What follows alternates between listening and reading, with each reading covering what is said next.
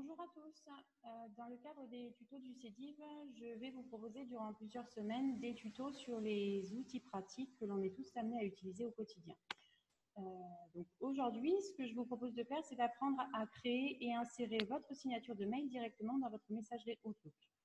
Je vais partager mon écran, ce qui va me permettre de vous montrer tout ça en direct et en image. Allez, on y va. Alors, donc je me retrouve sur ma messagerie Outlook et je vais donc, pour commencer, ouvrir un nouveau courrier. Ensuite, je vais cliquer sur Insertion dans la barre de menu du haut, puis sélectionner une signature et signature, ce qui va me permettre d'ouvrir mon éditeur de signature de mail. Donc là, en l'occurrence, je suis sur le compte de Fanny qui a plusieurs adresses mail et donc plusieurs signatures de mail rattachées à ces différentes adresses mail.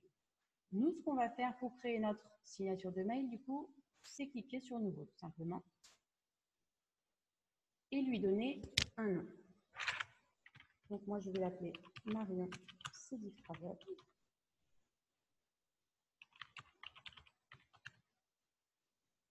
Et on y va. Là, on se retrouve du coup avec un nouvel éditeur de signature qui est vierge et qu'on va pouvoir personnaliser.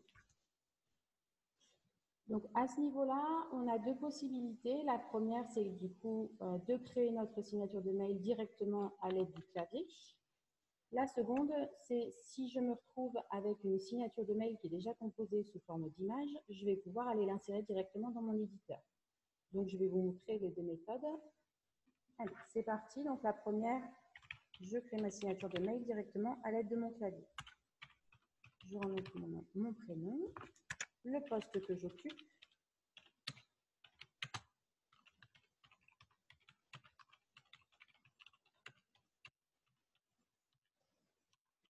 le nom de ma société.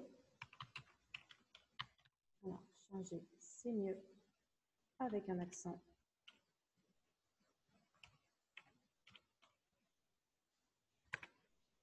Je saisis ensuite l'adresse postale de la société.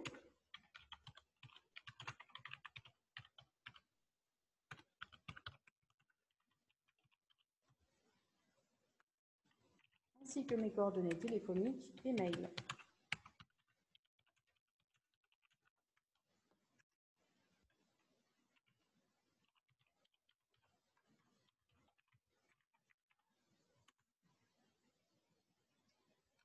Et j'ai également envie, dans cette signature de mail, d'y ajouter, eh bien, pourquoi pas, le logo de l'entreprise. Du coup, je vais sélectionner le logo de l'entreprise en cliquant sur cette icône et aller rechercher directement dans mon ordinateur mon logo.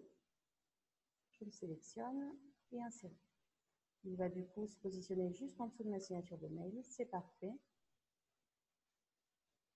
Et là, je me retrouve du coup avec la signature de mail complète.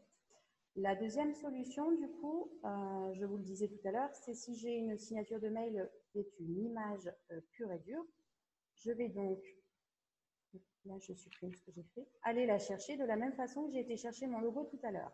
Donc je reclique sur ce petit icône-là et je vais chercher ma signature de mail que j'ai déjà composée ultérieurement. Je vérifie à l'aide du dérouleur que j'ai bien l'intégralité de ma signature. C'est parfait. Du coup, j'ai également envie sur cette signature de mail d'insérer un lien vers le site internet du CEDIV Travel et là en l'occurrence sur la page Agir ou mourir. Pour ce faire, du coup, je sélectionne directement ma signature de mail. Hop. Et je vais aller cliquer sur cette icône-là.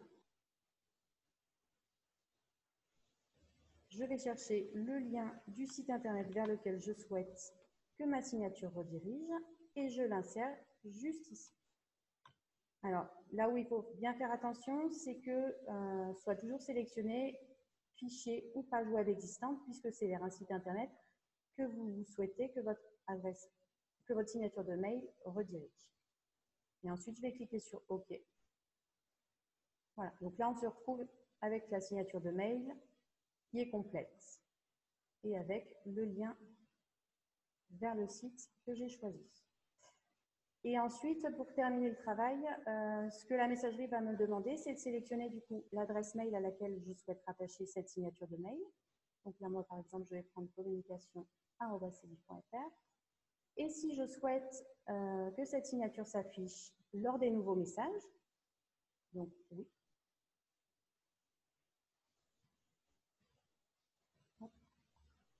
Et également lors des réponses et transferts.